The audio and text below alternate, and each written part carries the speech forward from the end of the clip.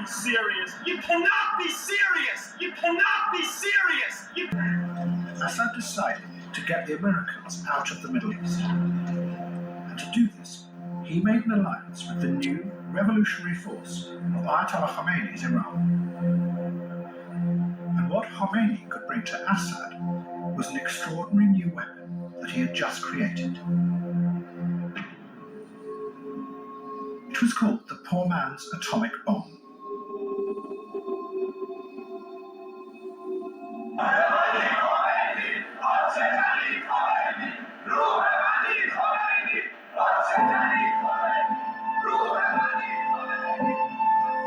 Ayatollah Khamenei had come to power 2 years before as the leader of the Iranian Revolution. But his hold on power was precarious. And Khomeini had developed a new idea of how to fight his enemies and defend the revolution. Khomeini told his followers that they could destroy themselves in order to save the revolution, providing that in the process they killed as many enemies around them as possible. This was completely new, because the Quran specifically prohibited suicide. In the past, you became a martyr on the battlefield because God chose the time and place of your death. But Khomeini changed this. He did it by going back to one of the central rituals of Shia Islam. Every year, Shiites march in a procession, mourning the sacrifice of their founder, Hosseini.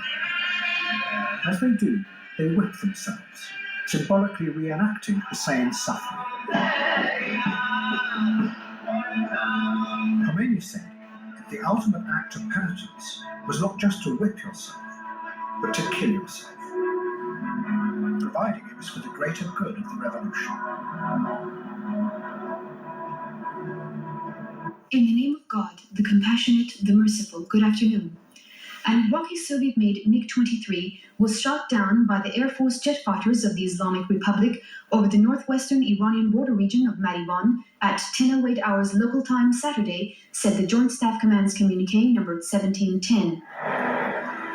Khomeini had mobilized this force when the country was attacked by Iraq. Iran faced almost certain defeat because Iraq had far superior weapons, many of them supplied by America. So the revolutionaries took tens of thousands of young boys out of schools, put them on buses, and sent them to the front line. Their job was to walk through the enemy's minefields, deliberately blowing themselves up in order to open gaps that would allow the Iranian army to pass through unharmed. It was organized suicide on a vast scale. This human sacrifice was commemorated in giant cemeteries across the country. Fountains flowing with blood-red water glorified this new kind of martyrdom.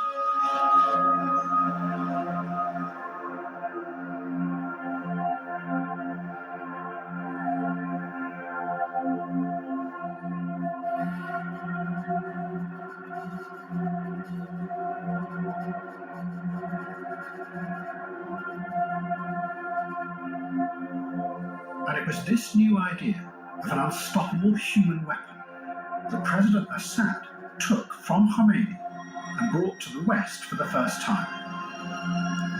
But as it travelled, it would mutate into something even more deadly. Instead of just killing yourself, you would take explosives with you into the heart of the enemy, and then blow yourself up, taking dozens or even hundreds along with you. It would become known as suicide bombing. In October 1983, 2 suicide bombers drove trucks into the US Marine barracks in Beirut.